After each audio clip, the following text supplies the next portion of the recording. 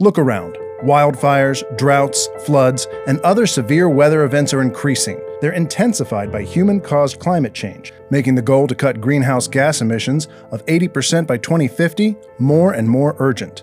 Decarbonizing the power grid is central to meeting that goal. Most fixes call for a swift transition to a low-carbon electric power system employing renewable technology, but researchers at Penn State say it's not that simple. Embracing technologies today in the face of uncertainties tomorrow could lead to less stable energy supply that costs more and limits our response to climate change. Penn State researchers Mort Webster and Seth Blumsack say there's a better way. We need to make the grid lower carbon, but we should not be locking in now how we will achieve this by 2050.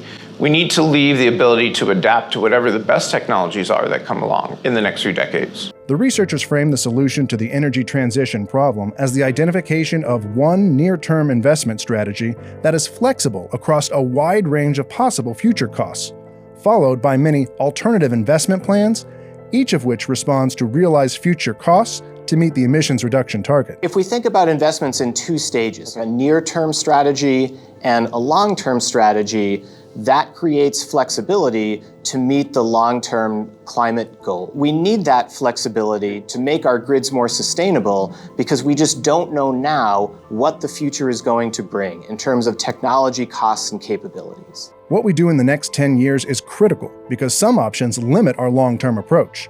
For example, if we heavily reduce our dependence on natural gas and carbon sequestration becomes far cheaper than renewable energy and battery storage technology, that will drive up energy costs. Worse, poor decisions could lead to a greater use of fossil fuels to curb those costs or stabilize the power grid. By computing a large number of future scenarios using historical data, researchers found natural gas played the most important role in near-term strategies.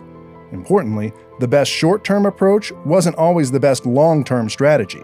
That's because those scenarios didn't allow for the most agile long-term plan. In their research, 3 dominant long-term scenarios emerged to meet both electrical demand and emissions limits. One relied on new natural gas with carbon capture, wind, and solar. Another consisted of primarily new wind, solar, and energy storage with very little new natural gas or nuclear energy. A third consisted of primarily new nuclear and solar energies. Which scenario will turn out to be the best future decision will depend on a lot of factors, including cost and technological capability. But society needs to be ready to implement any one of the 3 to meet the sustainability goals. Working backwards, researchers keyed in on short-term decisions that meshed best with the long-term strategy. That's critical, researchers said, because several of the near-term strategies didn't accommodate the long-term strategies at all. One effective short-term strategy relied heavily on new wind generation, followed by increases in solar energy, followed by natural gas, some with carbon sequestration and some without.